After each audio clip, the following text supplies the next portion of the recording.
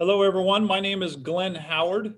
I am the president of the Jamestown Foundation. And if you've been watching Terror Week, you will be realizing that Jamestown is continuing a series of discussions about the future of terrorism and security as part of our 14th annual terrorism conference. For those who watched earlier today, we had General McMaster speak, followed by William Ruger, the vice president of the Koch Institute, and both had countervailing perspectives on the situation in Afghanistan that made up the bulk of General McMaster's talk. And so that we're delighted to be able to give to you the next panel that's following in that kind of the same series of thought about the challenges of Afghanistan to the next administration. And what we wanted to do was kind of give you the U.S. policy perspective, if you want to call it, from 40,000 feet from the grand strategic level about the U.S. and whether it should continue to stay in Afghanistan or withdraw.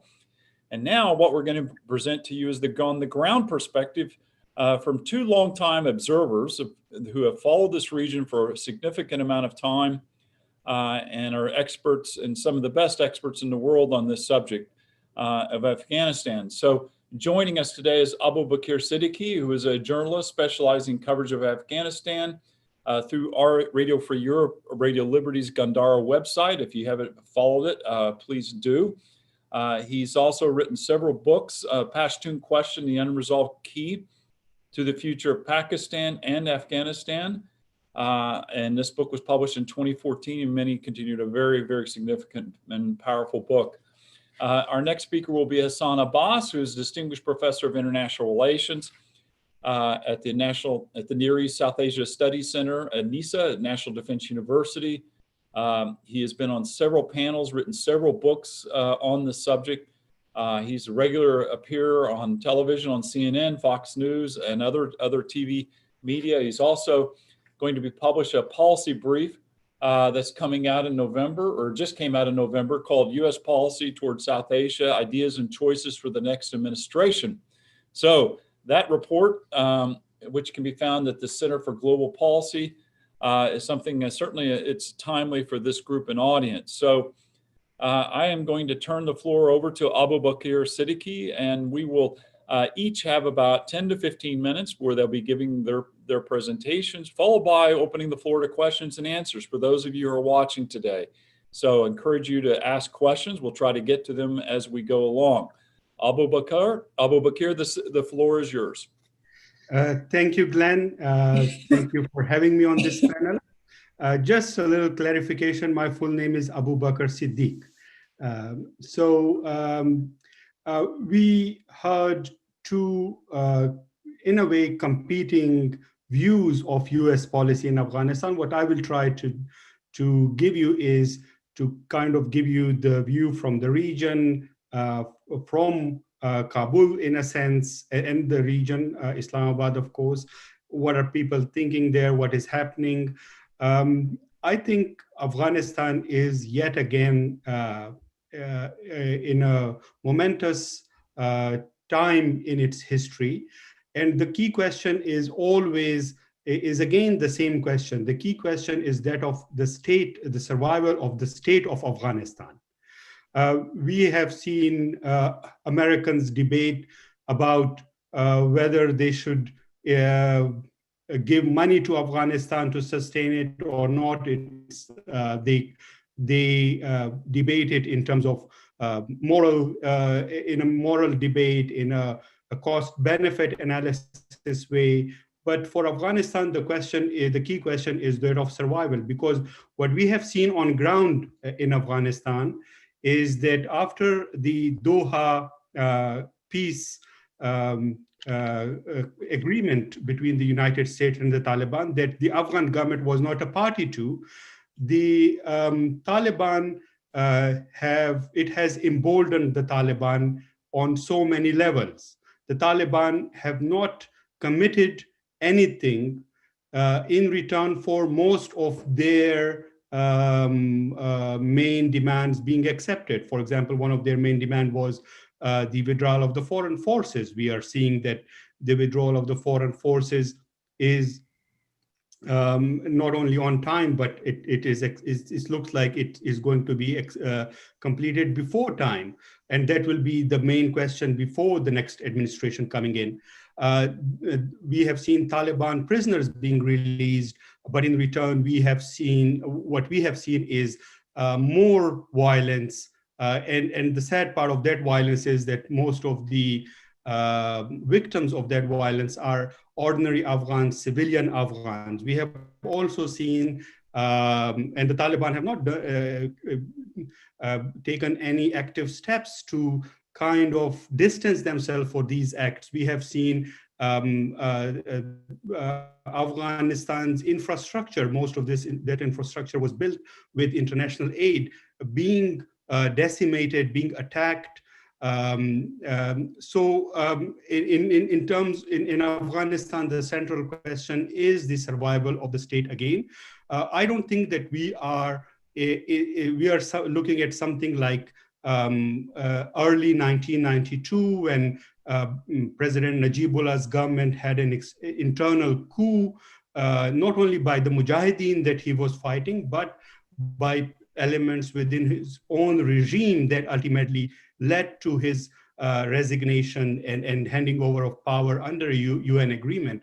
So, but this time around, things are rather different. We have institutions in Afghanistan, key state institutions are working. We have a standing army in Afghanistan that's largely obedient to one command. We have a political elite, and that's the most important part, that the political elite is largely united. We have just seen this 2 days ago, we have seen that the political elite engaged in this leadership shura, and they kind of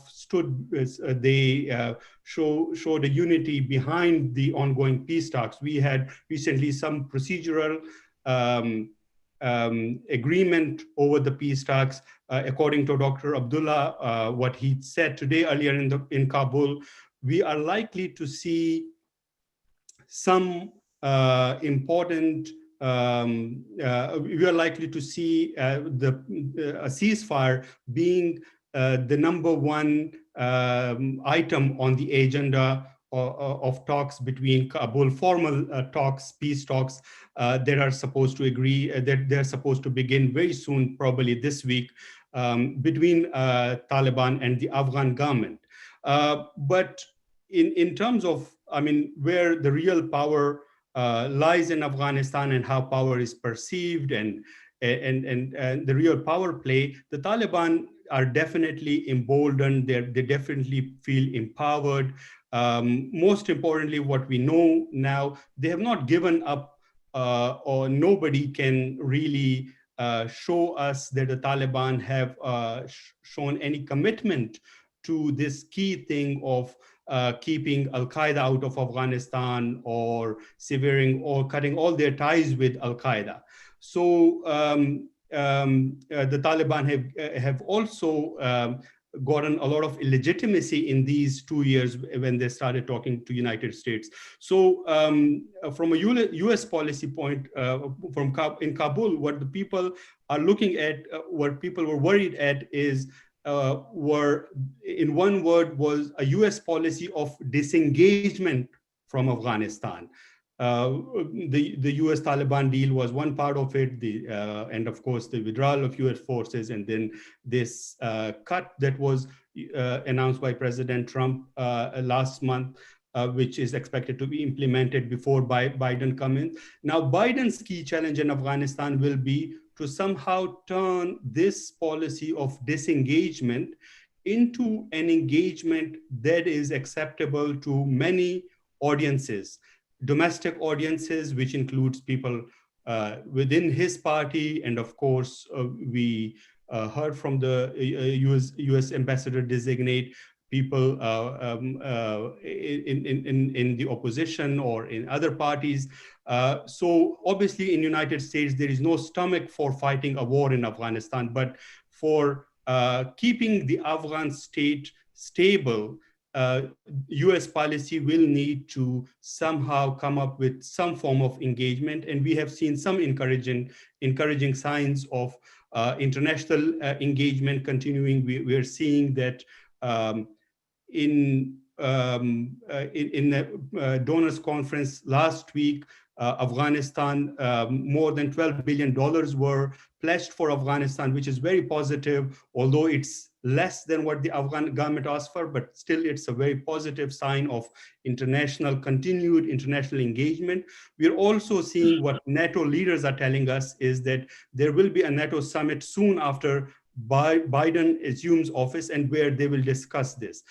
In the region, what we are seeing, and the key point is that in Afghanistan, the main worry for many Afghans in the current government, in the supporters of the Republic of Afghanistan, the current political system, the key point for them was that the US engagement will not be that the US talks with the Taliban will create an atmosphere where the current political system will collapse.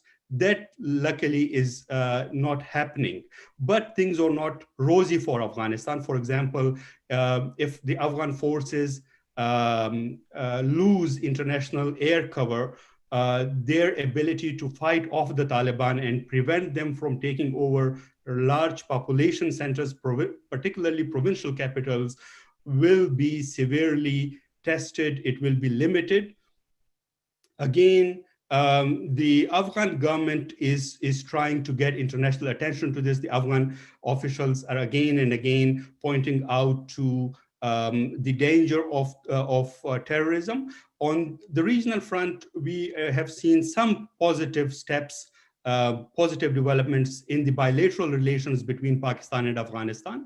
But I think many Afghans and people in Pakistan are not sold on complete U-turns in Pakistan's policy, which for many decades sorts a friendly regime, a border that is controlled, completely in control of Pakistan, in a sense, a hard border between the two countries.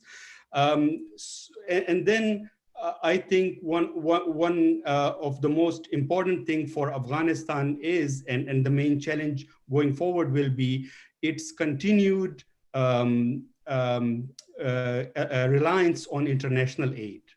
And then I think in this sense of Afghanistan's, the debate in Washington about the troop numbers is not really the critical thing for the survival of the Afghan state, how people in Kabul or policymakers in Kabul see this. For them, the key thing is the guaranteed international engagement, and which is even-handed. I mean, up till 2017, the Taliban were largely dealt with as international terrorists, but after 2017, they have in the past 2 years, they have somehow become kind of more neutral actors. This in Kabul has raised a lot of alarms, and Kabul is keen on reminding the international community that the Taliban should not be judged by their words, but by their actions. In political terms, I think the Afghan government, the Kabul government has more legitimacy. Afghans across the country still largely accept it as their government, which is somehow different from previous regimes, the case in 1992. But, and the Taliban, on the other hand, have not shown any kind of political commitment, any kind of major change where the Taliban are showing the world that their primary objective of creating they've given up on their primary objective of creating an Islamic Emirate, which was the formal name of their regime. I think we are, towards the end of 2020, we are on this point between optimism and pessimism. But one thing that is very optimistic for Afghanistan, that its society has changed, its economy has changed. Afghanistan's economy is very much linked to global economy. I was looking at figures yesterday, and I think it's one of the best, if not the best, but one of the better performing. Afghanistan society, particularly civil society, has grown tremendously. Afghanistan now has the freest press in that region. I think even for Taliban strategists, for Taliban leaders, it will be very difficult to deal with this new Afghan reality, the Afghan society, the growing urbanization in Afghanistan, the growing middle classes, explosive growth in literacy, growing middle classes, lifestyle changes. I think Afghan society will not, by and large, will not tolerate a return to 1990s or Taliban rule. And that, I think, is something that all factions in Afghanistan will keep in mind. And that is something that Afghanistan's Western allies and regional states also need to keep an eye on. Glen.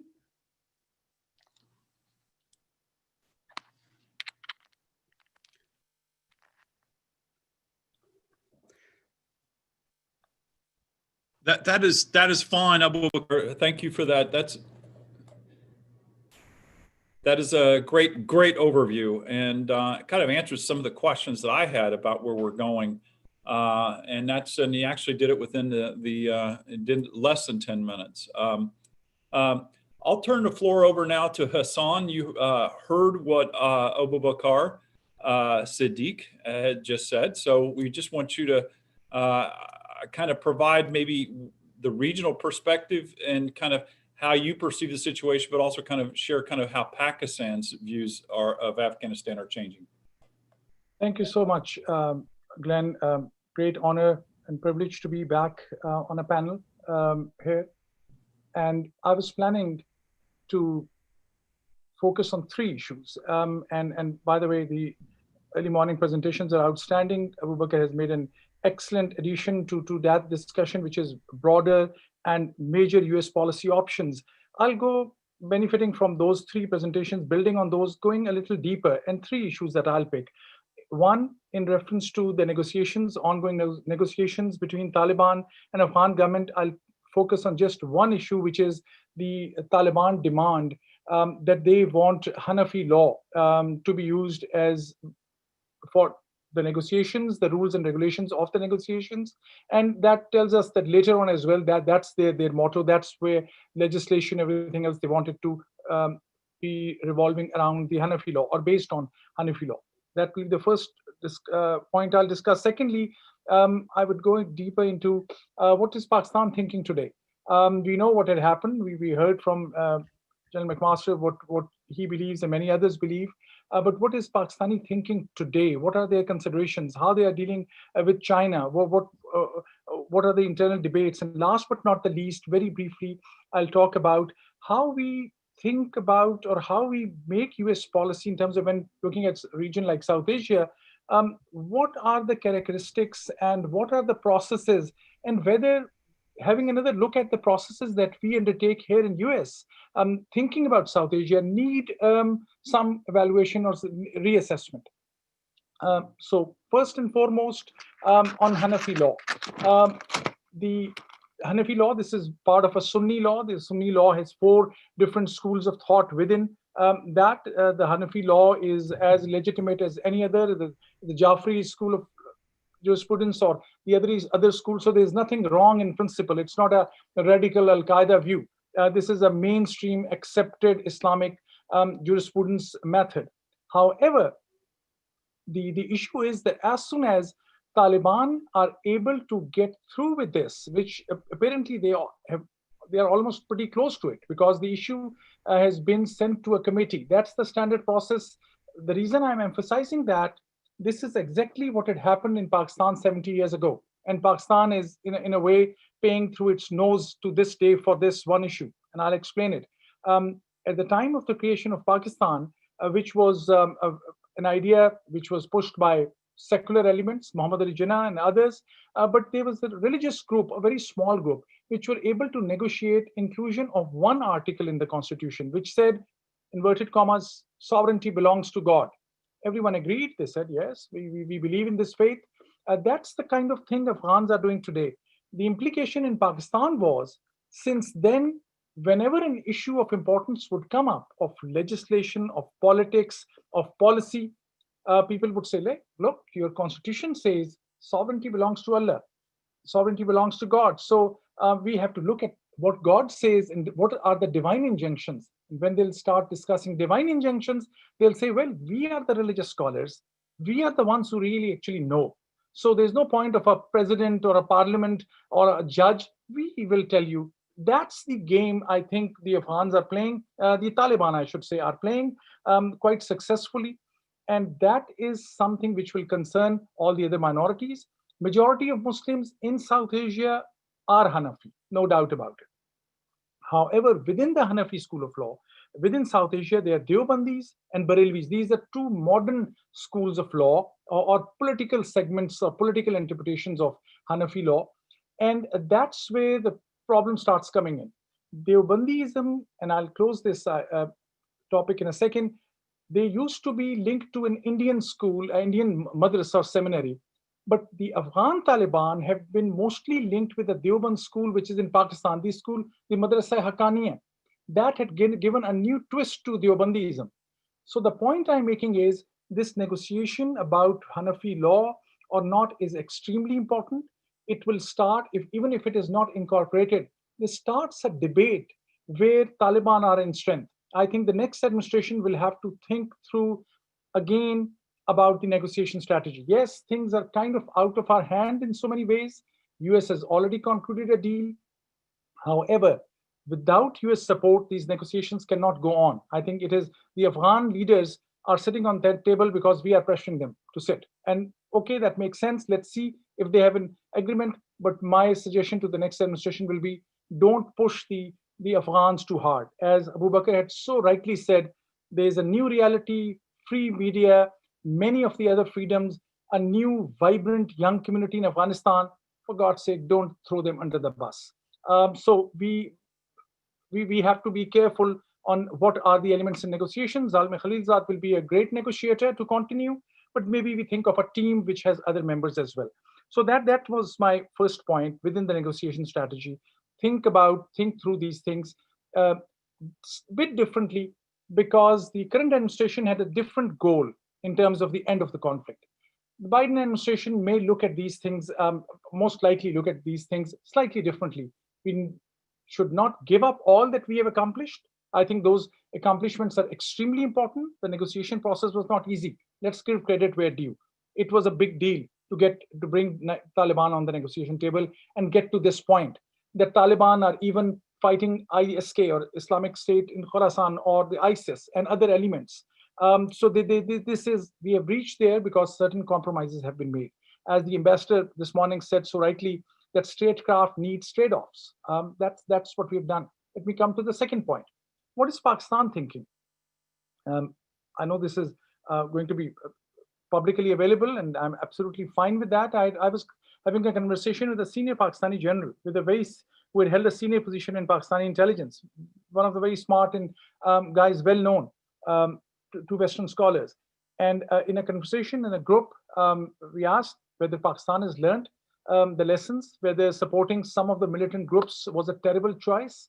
The question that General McMaster was asked, I think Glen asked him. He gave me a very interesting answer. This general said, in all his honesty, and I think, he said, well, it is our Afghan policy which saved us. That is his viewpoint. I can still debate with him. They think their policy on Taliban worked out. You look at the overall situation in the region, you may seem, if you look at it objectively, it may provide you some insights. Secondly, I think Pakistan is also extremely worried about if Taliban becomes all-powerful in Kabul. Why is that so? We are already seeing trends in Pakistan. Tehreek-e-Taliban Pakistan, which was defeated, not dismantled, but defeated. They had escaped to Afghanistan, to Quetta, to Nangarhar, to other places. They are now starting to try to come back into the Pakistan area. You pick up Pakistani newspapers, you'll see just yesterday, they killed 4 former tribal elders. This will remind you, this is what Taliban were doing in 2007-8, the Pakistani Taliban, Tehreek-e-Taliban Pakistan. That's how they control the area. They are starting to do that again. 3 or 4 of the most important splinter groups of Tehreek-e-Taliban Pakistan, including HUA, Harkatul Ansar, Harkatul Jihad, Jamaatul Ihrar, there are other TTP factions from Mohmand and Bajo. They announced they'll come together hand in hand again. It is still will not be easy. Pakistani military is pretty strong in that area today, but Pakistan military has also lost a lot of credibility for a reason that there was another movement, Pashtun Tahaffuz movement, or Pashtun movement for their protection, which is somewhat secular, which would have been an ideal challenger to all what Taliban stand for, but they are very critical of military as well. Their argument was, we have been sandwiched between the Taliban from one side and the Pakistani military from the other side. And that group has been declared as kind of a terrorist organization. So the point I'm making, things on the ground in Pakistan, Afghanistan border region are not good. And why is that happening? Because the Taliban rise across the border or across the frontier inspired so many of the local militants. Some are coming back, some want to have another opportunity, and they have historically good relations with Afghan Taliban. So Pakistan, whatever they are helping us through the Haqqani, bringing Haqqani on the table. One of the important Haqqanis is now in the negotiation team as well, but it's very complicated. And Pakistan is quite, I think, concerned about this. Another challenging point in terms of Pakistani thinking is the Pakistan-China relationship. Like previously, we used to say Pakistani generals and politicians or strategists were generally, from their point of view, convinced that the Pakistani nuclear weapons are seen through a very critical lens in US. And any top leader in Pakistan you would talk to, they would say, Americans, whenever they get the first opportunity, they'll take away our nuclear weapons. So conspiracy theory was a very popular one. There's a new conspiracy theory, a conspiracy theory which may have actually some element of reality to it. The view in Pakistan today is that all that is happening now in terms of violence is because there's an effort to push Pakistan back from the CPEC, China-Pakistan economic corridor. And the view is that because Pakistan is coming close to China, that's why there are terrorist attacks. Some terrorist attacks there's one on the consulate, Chinese consulate in Karachi. There was another one in Gwadar. They picked up people from Balochistan Liberation Army. They found there some links, right or wrong, we don't know yet, can't verify, but they said Indian connection. The point I'm making is that Pakistan is now again very, very insecure, thinking everyone is out to push them so that their relationship with China is broken. That's the kind of the Pakistani thinking. They will continue to cooperate.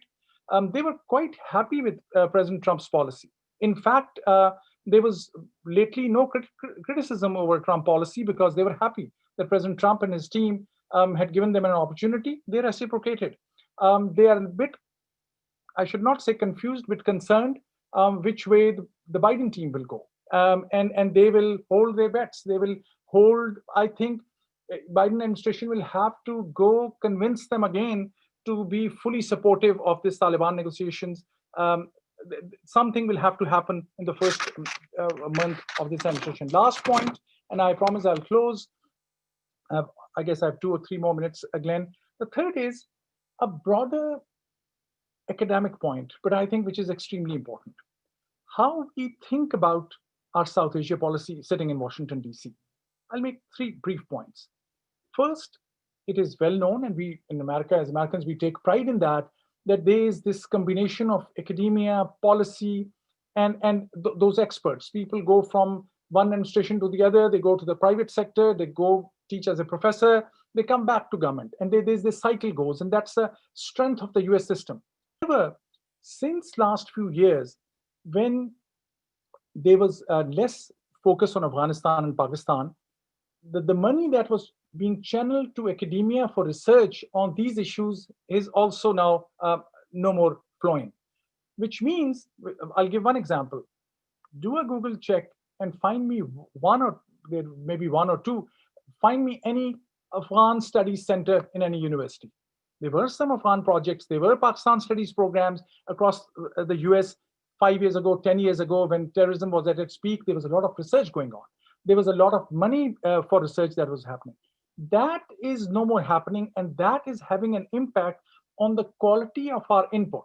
Yes, I'm sure the intelligence agencies have their own experts, they're investing, but academia, the freedom of speech, the freedom of research, the freedom of thinking, provides our leaders in this country with the input which is objective, which is at times neutral, which is very focused based on your networks in those countries. That we have stepped away from that. And that tells me that's why in certain cases our policies are being impacted by that. Last point, AFPAC hands, for example. Things are not much better in the government sector. I say this because it's close to my heart. At National Defense University, I led that program for many years at the College of International Security Affairs. All these young US officers, military, Air Force, Navy, who dedicated themselves for 5 years to join AFPAC hands so that they can go and do a tour in Afghanistan, some in Pakistan, that turned out to be the end of their careers. I should not say destroy their careers, there was no incentive. So those who opted within the military and in some other institutions and government as well, to develop expertise on these issues, we have let them retire and go to other places. So what I'm saying is, yes, NISA, of course, there's a Kool-Aid factor involved. I'm drinking the Kool-Aid, being at NISA at NDU, but we and some other centers, also the regional centers, we still focus on Pakistan, India, Afghanistan. But by and large, the investment we should make in scholarship and ideas and policy input on South Asia, especially Afghanistan, Pakistan, is no more happening. So with that, I'll close. I wanted to cover those 3 aspects and look forward to any questions later on. Thank you. Thank you, Hassan. We certainly encourage our listeners to ask some questions, and I'd like to give Abubakar, do you have a response to what he's saying? Any comments or suggestions? And then we'll try to work in some questions here. Well, I just have a few things that Hassan, in his very enlightening presentation, what he pointed to about the Hanafi law. I think the Afghan constitution that was adopted in 2004 already recognizes Hanafi jurisprudence. And if I'm not wrong in remembering the exact wording or something, the clause, it says that if there are no laws, if there's a case comes up or an issue comes up and there are no laws or existing laws are not applicable to that question, then it should be addressed or resolved under Hanafi law. So that is one thing. It is Hanafi, by and large, Afghanistan's overwhelming majority are Hanafis. But I think the main political question between the Afghan government and the Taliban will not be exactly the finer details of how to apply Hanafi law, but it's the kind of state and political system that they are going to compromise on. Because as far as we know from the Taliban, and the last big unofficial pronouncement was a speech by a senior Taliban leader, Mullah Fazil, who went to Quetta to talk to Taliban commanders. And he made this very long speech, their elaborate speech, in which he said that we will never compromise on the Islamic Emirate. We will never compromise on the Amir, which means that a Taliban leader will be the Amir al-Mu'minin, commander of the faithful. And their view essentially is that other Afghans can join as in individuals, but they are not looking forward to building a pluralistic democracy, which essentially, although very chaotic, it's riddled with problems, which essentially what the current Afghan political system is.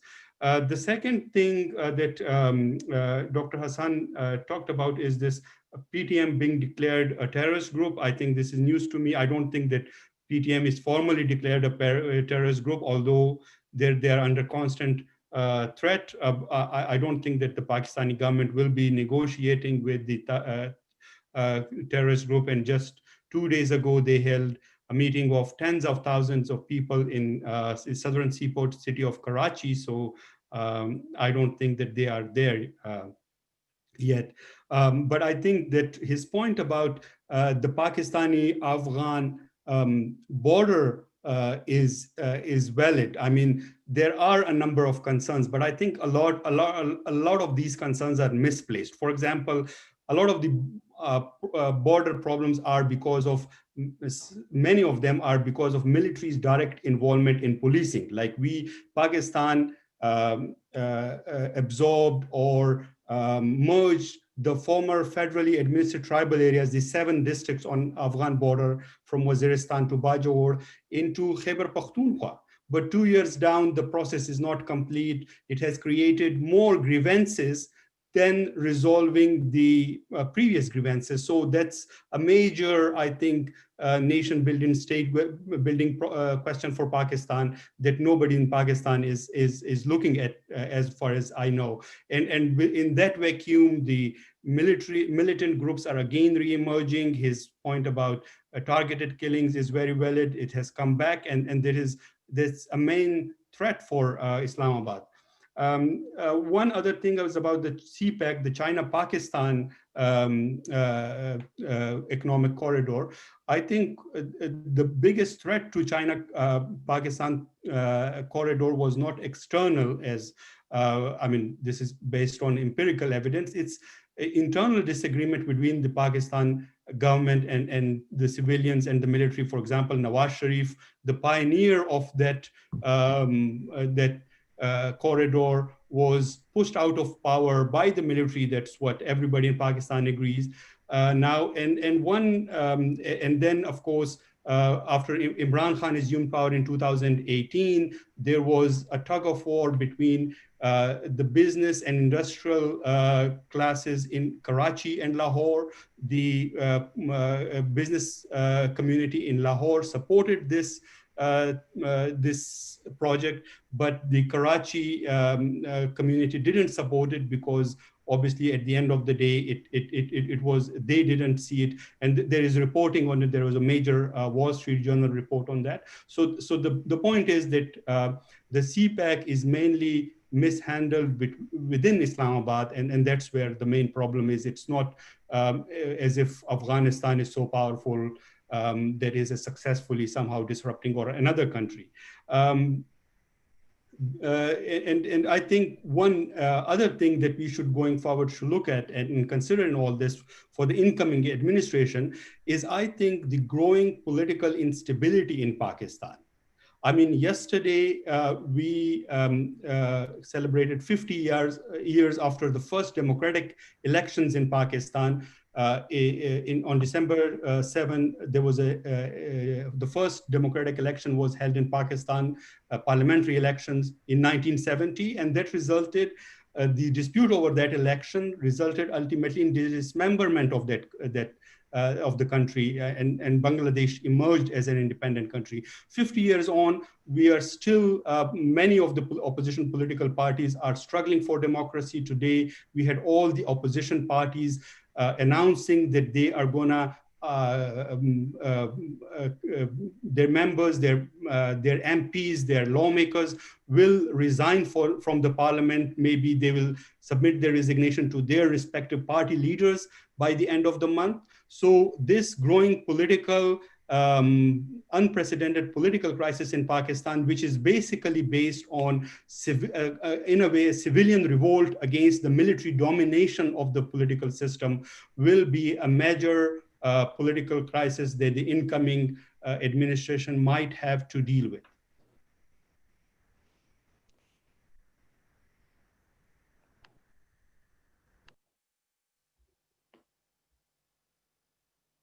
Glenn, we cannot hear you.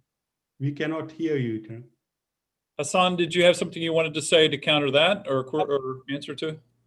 Very quickly, I think what Abubakar has mentioned is well said. Clarifications are welcome, but very quick points of clarification. What he said explained other things and added value to that.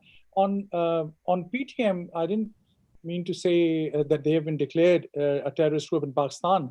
They absolutely, he's right, they have not been. What I was saying was, in a rhetorical sense, they are being treated as if they are terrorists. What I mean by that is that the Pakistani ISPR head, General Ghafoor, the previous one, came publicly and said on Pakistani television and Pakistani radio, then said that Manzoor Pashtun and others are Indian agents. Then they put a charge on them that they are getting funded by India, by RAW in India. So in Pakistan, if you are declared as an Indian agent, that's worse than being declared a terrorist. Terrorists can be, you like some of the terrorists or not, but as soon as you're declared an Indian agent. So they have been pushing back because PTM was using very strong slogans against Pakistan military. So they, whenever they go travel, they create problems for them. They are not, what I was referring to, that they should have been ideologically their allies because they are anti-Taliban as well, whereas they are being treated as terrorists. That's what I had said. Secondly, on Hanafi law, that I'm very thankful to Abubakar to mention that. I should have, that it is currently in the law, in the constitution, but I'm far more comfortable with the Afghan government having that. As soon as the Taliban version of Hanafi law is a very extreme version of the Deobandi school linked to Haqqani school of thought. So Hanafi law under Ottomans, under Egyptians, anyone else, they all, Ottomans used it. That's absolutely fine. That's a legitimate school of law. When Taliban use it, like the Pakistani extremists used and misused the first constitution, the Article 1 of the constitution, in the hands of Taliban, Hanafi law will be exactly what they say, which might be a very, very extremist version of the law. On CPAC, he's absolutely right. It's internal challenges, but whatever is rational and reality, it's not easy to convince the Pakistani military headquarters at times on that. They are convinced. When they say fifth generation war, which 2 days ago the Pakistani military leaders said, they indirectly hint at US as well, but they mean the regional players. And they think CPAC is being targeted, and they openly said that. But what the reality is, I think Abubakar is absolutely right. The challenges are local within Balochistan and elsewhere. Thank you so much.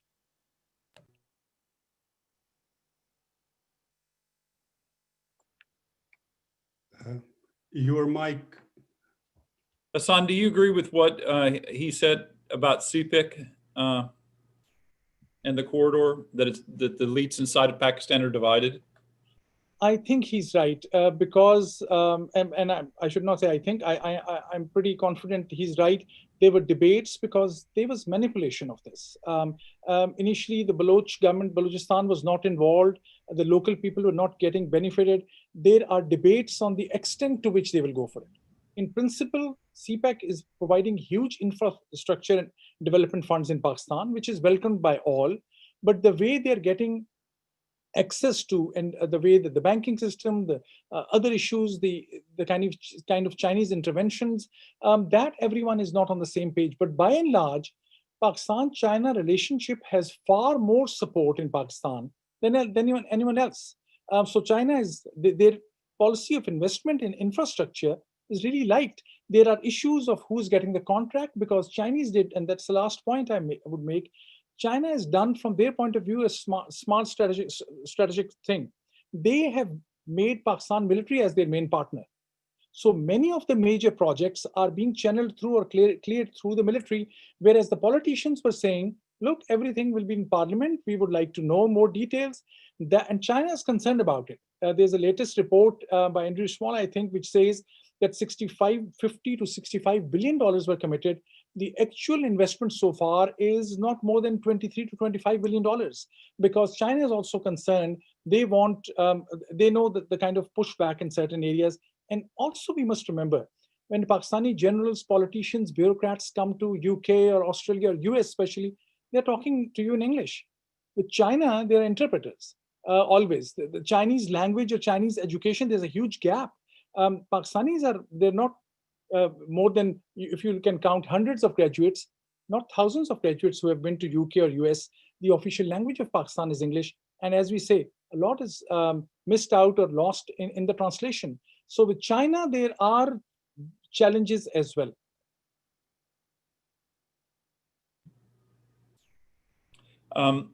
We had a question from Mike Yen, who asked, you mentioned the elite are united, but what about the general public and their sentiment towards peace with the Taliban?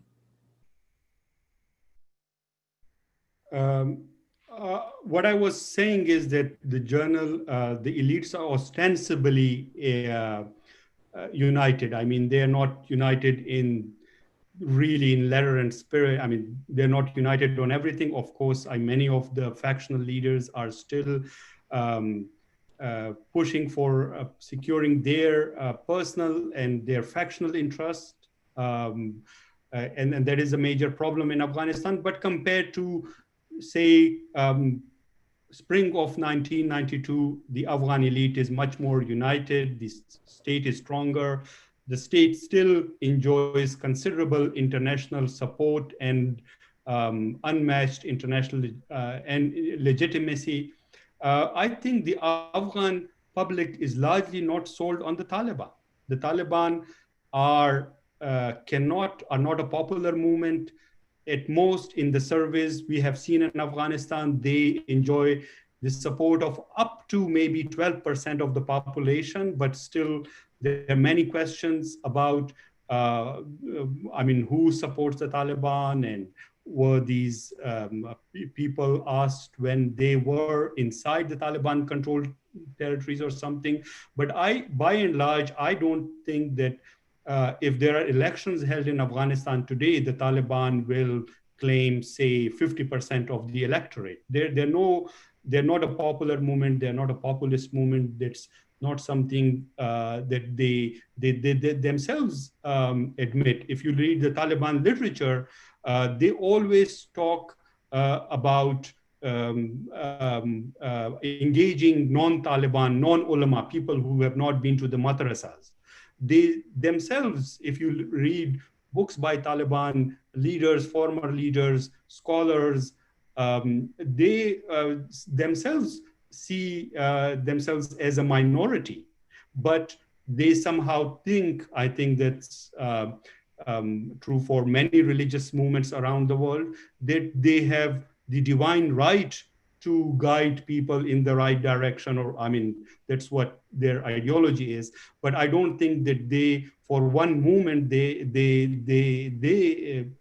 believe that they are popular, which is really unlike the Deobandi political parties in neighboring Pakistan, particularly the Jamiat Ulama-e-Islam. Many of the Taliban are rural Pashtuns. And they have been educated, they've lived in or grew up in refugee camps in Pakistan, or at least the leadership, the original Taliban leadership was like that. And they have roots, they went to madrasas in the Pakistan's Pashtuns borderlands, where they were exposed to Pakistani politics, and many of them have seen Jamiat Ulama-e-Islam, some of whose leaders were also very close to the Taliban leaders. But but the politics of the two are diametrically opposed. Jamiat Ulama-e-Islam, the leader of Jamiat Ulama-e-Islam in Pakistan is now, Maulana Fadhur Rahman is leading the opposition movement for democracy, the Pakistan Democratic Movement. And he heads a parliamentary party.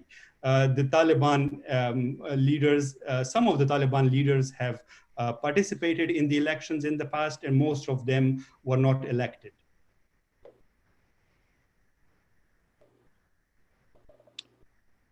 Hassan, did you have any comment or?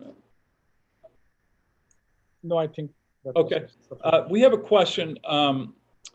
Jamestown recently published an article on Terrorism Monitor, which highlighted the Taliban's traditional dislike of Salafism as the ideological root of their opposition to Islamic State. What is the state of Salafism in Pakistan and Afghanistan, and is that a continuing threat to the region? What is the threat from Islamic State in Afghanistan? I can briefly start, and then I'm sure Abubakar will add more to it. Please go ahead, please. So in case of Pakistan, the Salafi thought, 20 years ago, let's say, you would never hear from anyone who'll say, I'm a Salafi, because they will explain they are Sunni, they're Shia. Sunnis are mostly like 80% or so, or maybe more. Shias between 15 to 20%, or in that range. The specific identity, you will ask somebody, even to the best of my experience, you ask someone, what is the difference between Hanafi and Shafi'i and Maliki, they'll not be able to say. Maliki, there are few Malikis or Shafi'is there. But what I'm saying is, this Salafi thought, This is relatively much new. There's a group called Ahle Hadith, which is more what we call the Pakistani Wahhabis. Salafis are part of that. This is post 9/11. Al-Qaeda first had some people who were Salafis. It has been taken over, or the brand of Salafism has been taken over completely in some sense by the ISIS. But the best book, anyone interested in this, the best book on this is by Shiraz Meher, the idea of Salafi Jihadism. But today, the way it stands, with, I would say, some financial resources from Gulf and Saudi Arabia as well, there are so many scholars, preachers, who have become fat on the money from that region. And they are now the supporters and preachers. They are still in a minority. All Salafis, it is not, every Salafi is not equal to ISIS at all. But almost all ISIS folks will, if you'll ask them about their sect or their worldview, which is not even a recognized sect within the Sunni school of law. But Salafi, the word Salafi has more political connotation than religious jurisprudential one. The point I'm making, they're fewer, but they're resourceful. Recently, there were some protests where the thoughts that came out were kind of, which were anti-Shia protests in Karachi and elsewhere, where the Sunnis are the majority Barelvis, who are the biggest Sunni group in Pakistan within the Sunnis, they would not even align with or associate with.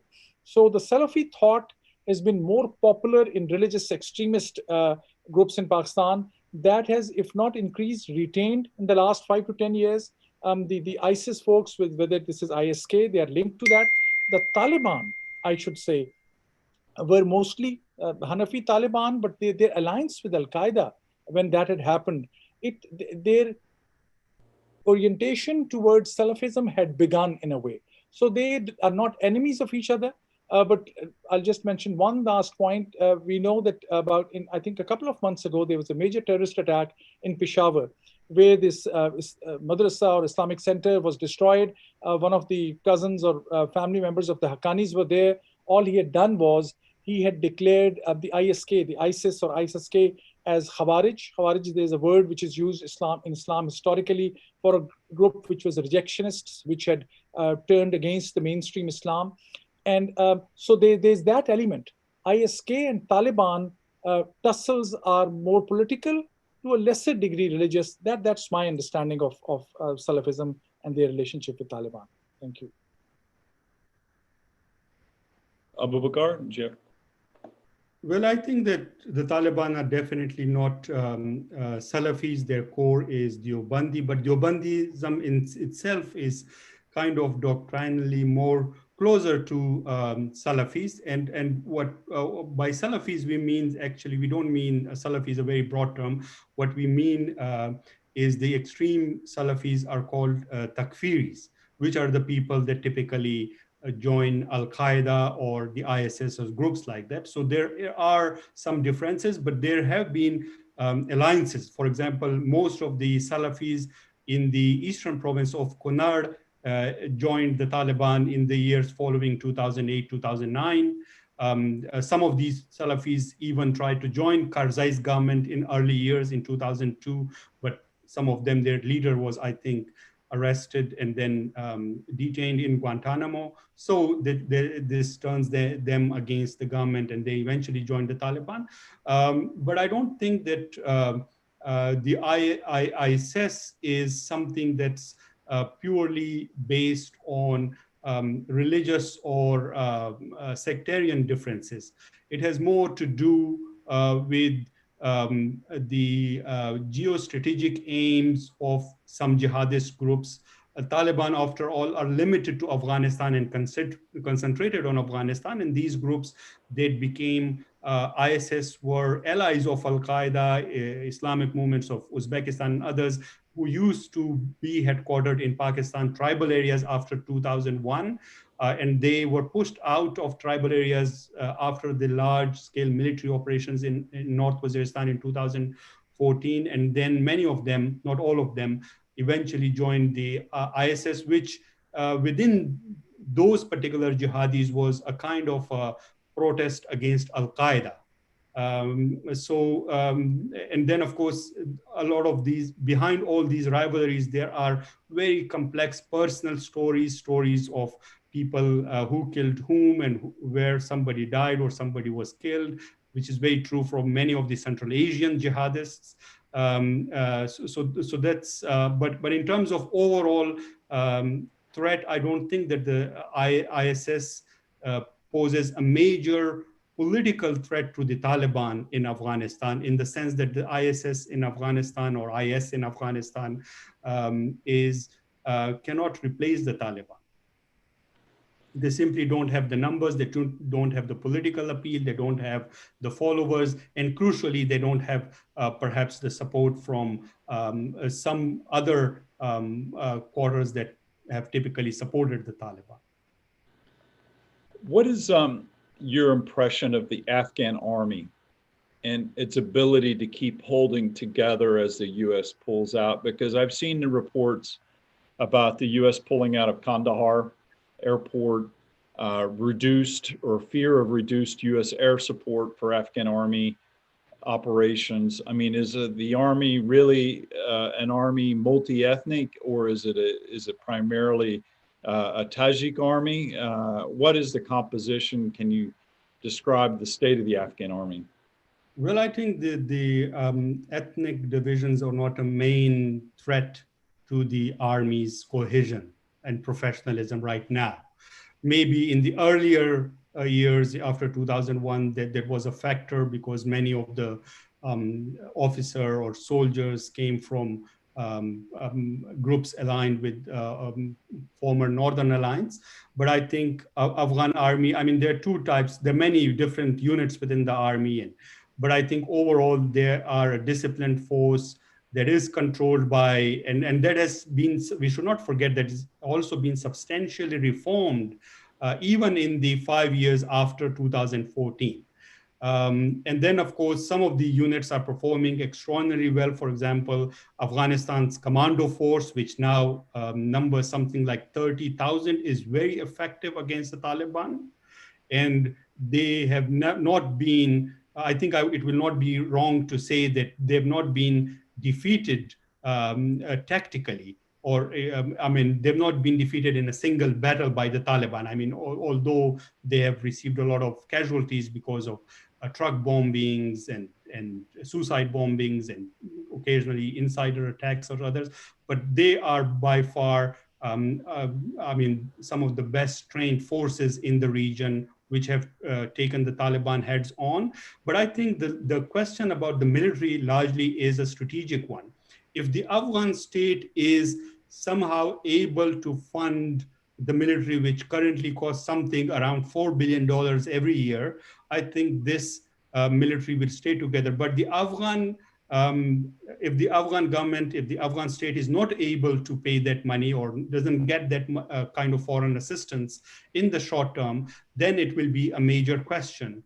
But as far as, I mean, where things stand now, I think there is no immediate question of their disintegration. And also a lot of these old jihadist leaders, jihadi leaders, I mean, some of them are really old. Their organizations no longer exist in terms of like military organizations on ground. They only mostly exist in name or as political factions, as pressure groups. So there is nothing. And the other thing is that I think largely foreign observers have been kind of viewed the ethnic issues in Afghanistan from a very simplistic point of view. Afghans are, I think, in my own observation, they're more united. For example, the Afghan elites are, many of them are ethnic Pashtuns, but they speak Dari or Farsi as their first language. So you cannot, I mean, they cannot be involved in kind of ethnic politics in the sense that applies to many other countries. Hassan, you had something you wanted to add to that? Very quickly, I wanted to add on the Afghan military, agreeing with what Abubakar said, but adding that professionalization of these military institutions take not decades, more than decades. I mean, in Afghan army still, the way the promotions are done at the highest level, they're political. You can wear any uniform. At times, you can wear any badges that you want. So it's in comparison to the professional institutions in Central Asia, even, or South Asia especially, they are far, far behind. So yes, I agree with Abu Bakr, they are not going to disintegrate, but it's their path towards professionalization, it's a very long path. In terms of training, when US was there, they were going through different infantry, artillery, armored corps trainings, whether it is equipment or training or the professional approach that is needed, it's not there yet. It will not disintegrate, it will not become a militia, but the stages, if the promotions from colonel to brigadier are based on your political, one or two is, can be an exception. But if so many of your promotions are done because of your political leanings, and you can become a field marshal like Dostam, things like that. So those are big hurdles in the professionalization of Afghan army, which will take time. They're small units, some of those specialized units, they have done pretty well. Their intelligence has done pretty well. I've seen some bright, I've taught some very bright analysts who are now in NSA or intelligence in Afghanistan. There's a new generation. But in the military and even in police, I am yet not very comfortable that unless there's a major investment of financial investment, which is a big issue. Tomorrow, if US funding is stopped, Afghan army will get 1/10 of what they're getting today. Those are big questions. I think what Hassan said was, or what Abu Bakr had said about the financial aspect is a real critical component that they haven't really kind of looked at, because you take away $4 billion a year, that really affects your operational capabilities. And but at the same time, you have pointed out they have built a kind of a more professionalized military. And I guess my question for you, Hassan, is, say the United States starts withdrawing and then the Taliban keep advancing and start gaining control of cities and towns, but the Afghan army fights back and fights well adequately. What do you think the ISI and the Pakistani military, is there a point where they might just stand down and kind of withdraw their support or freeze it if they see a standstill happening, or are they just ready to let the Taliban do what they want to further Pakistani goals in Afghanistan? It's a very important question. First, I think the Afghan army, even on their own merit, and even if US forces withdraw completely, they can hold on to Kabul. I'm pretty convinced. They have the training, they can hold on to their areas. But if Taliban, your bigger question, if Taliban are advancing in that fashion, I think because to keep their old relationships, Pakistan will probably give them military advisors. And even what that had happened in 1999, Mullah Omar was not always listening to the Pakistanis. He would snub Pakistani diplomats and others. Today, it's a different leadership. The current leadership of Taliban, they're not on Pakistan. Not everyone is in Pakistan's pocket. Most of them are quite independent. They're very critical as well. Pakistan would like to keep a good relationship with them. If that happens, if it happens that Karzais and Ghanis and everyone else is on one side and Taliban are on the other side, and Taliban are succeeding, Pakistan is probably going to try to be on the winning side, which is Taliban in that case. But I must add, I think Afghan army, even if with no funding or no proper support, if it comes to Kabul, they can hold Kabul and the areas where the northern lines are in support. In the pure south, where Taliban are strong, I think police or military, if it comes to that kind of crisis, cannot defend those areas. Well, it's obvious that the Taliban are not strong enough to go take over the Uzbek areas or the Tajik areas. So that by itself can lead to a kind of a military standoff. Yeah. My question for you guys is the Taliban negotiations and the role of the Qataris and outside funding, is there an element to the Taliban where they might say, hey, let's have a peace deal because we want to make money and we're tired of war and conflict? Is there that element in the Taliban leadership that's ready to ready, that motivated by the economic aspect of because the country really it has grown economically? Do they want to make money, or is it all ideological based? Go ahead if you want. Can I pitch in? I think that Taliban are primarily an ideological organization.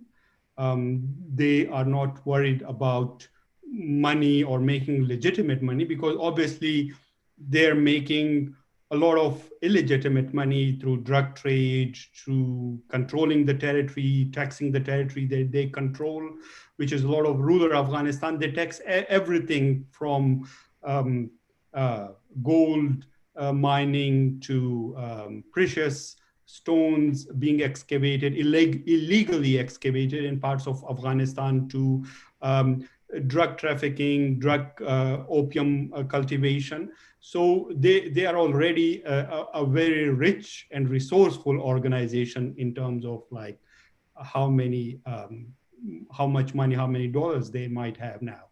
But I'm not convinced.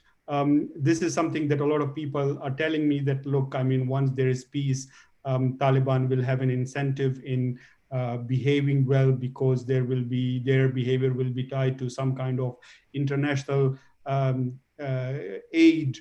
I don't think that a Taliban can be convinced, because after all, the Taliban are fighting in a sense for what they think, their literature is all about justifying their holy war again and again in a religious sense. So it's not a material thing. And if we go back to the Taliban Emirate in the 1990s, it was not a government that was super obsessed with reforms and making the lives of its people, citizens, better. It was a government that was obsessed with implementing its rules. It was in constant war. So this is something, and I think also within the Taliban, although I mean all this talk about the Taliban being divided into these groups, that might be not very, there might not be too much to that, but I think the Taliban are now divided in one sense, that there are political Taliban, many of them in Qatar and elsewhere. And then there are the Taliban fighters on ground in all corners of Afghanistan. So there is some disconnect between these two. The people who are in Qatar might not be 100% in control even of the fighters, in the sense that what they promise to the international negotiators, or what they tell the international interlocutors, that every fighter in Helmand or every commander in Helmand is listening to them. I mean, evidence of that is that even after they signed the agreement with the United States, which the Taliban largely celebrated as their victory over a superpower, the Taliban had to send senior leaders to Quetta in Balochistan in southwestern Pakistan to convince many of the fighting Taliban, and in a sense sell them on this deal. And then, of course, one reason that the Taliban leaders in Qatar cannot engage in a sustained ceasefire is that many in the Taliban military hierarchy do not see the logic of a ceasefire. They think that ultimately they have to fight off, they have to militarily conquer all the people who have previously allied with the international presence in Afghanistan, although they themselves have concluded a political agreement or an agreement with the international, with the United States. They still want to fight against all Afghans and in a sense militarily conquer them. Does it add anything if the United States invites Taliban leadership, say they have a final agreement, they invite them to Washington, they go to the White House, they meet with whoever the president is, and then they go back? Does that lead to further divisions within the Taliban as the elite that negotiates the deal gets legitimacy above those who are the warlords on the ground who control the resource? I mean, could this ultimately lead to a civil war within the Taliban? I think it will not, because they can easily interpret it as and sell this as something as part of their victory march against the enemy, that look, the enemy, we humiliated the enemy, they agreed to leave our country, and now they're inviting us to White House and whatever. And so in their view, they based on their agreement and the agreement that the international forces, the US forces will leave Afghanistan within a time framework. They have clearly won the war on the battleground in their thinking. And then I don't think that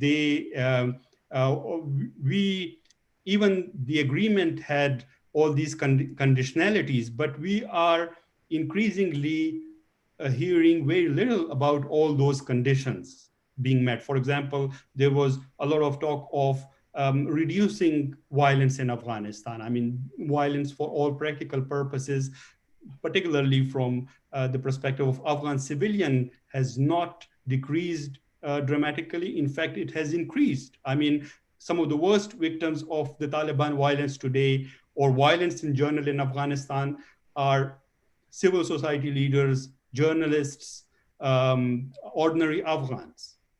So there is nothing, I don't think, that the best course for the United States still is, in a sense, or in the international community at large, is still to support, stand behind the Afghan state.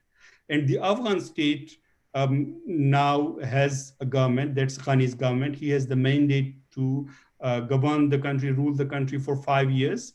I don't think, I mean, there were many, because of this political dispute over the elections with his rival Abdullah, there were, I mean, this, hypothetically, there was a chance of the collapse of the political system, but I don't think, and I think all Afghans who support the republic, the Islamic Republic, the current political system, they know that without the republic, they will be exposed to the same kind of atrocities, displacement, and suffering that they experienced in the 1990s. And I think, to add to that, I think now Afghanistan's large enemies, Pakistan and Iran, are unlikely to accept large numbers of Afghan refugees if there is a major exodus from Afghanistan. Recently, I think just last week, there was a new law being considered in Iran, which kind of is very harsh, which could jail Afghan what they call illegal or undocumented immigrants for 25 years, just for being present in Iran. I mean, the Afghan population and the Afghans elites do not have many choices.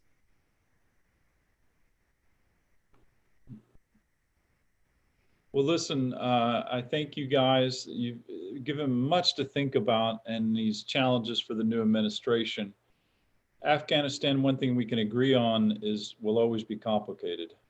And I think that one of the things today that we've learned is that we don't think that Afghanistan will go back to the 1990s. So, I mean, it's a country that has made some progress, but it's still very much you know, Lord Salisbury once said, Afghanistan, we cannot conquer it, we cannot leave it alone. So I certainly think that, you know, from the US perspective, we're trying to find a way to get out, and I think we'll be involved in some level for some time to come. Anyway, thank you. Just for a last optimistic note, it can become the center of, or a very good part of, the international system, which for all reasons needs stability in Afghanistan. All of Afghanistan's neighbors now need stability in Afghanistan for their own interests. And Glen, Yes, if I just one quotation that you mentioned, you had a quote, but the more popular quote in South Asia is by a famous philosopher and poet, Dr. Iqbal, who says, Afghanistan is the heart of Asia. If the heart is not pumping right, Asia will not So if there's not peace in Afghanistan, it's not good for South Asia in the long term. Sorry to interrupt. And it's not good for Belt and Road either. So listen, thank you guys. Thank you, gentlemen, for seeing it again. Just a quick reminder to all the people listening in. We'll have another panel tomorrow as a part of our Terror Week, continuing at Jamestown, 11 a.m. tomorrow. Our event, Drones and Modern Warfare from North Africa to the Caucasus, and that'll be followed by an event on militant movements in the Sahel, Sub-Saharan Africa, and beyond. So thank you for joining us. We'll see you hopefully again tomorrow, and this will be posted online to YouTube immediately after this event. Thank you again for participating, and best of luck to everyone.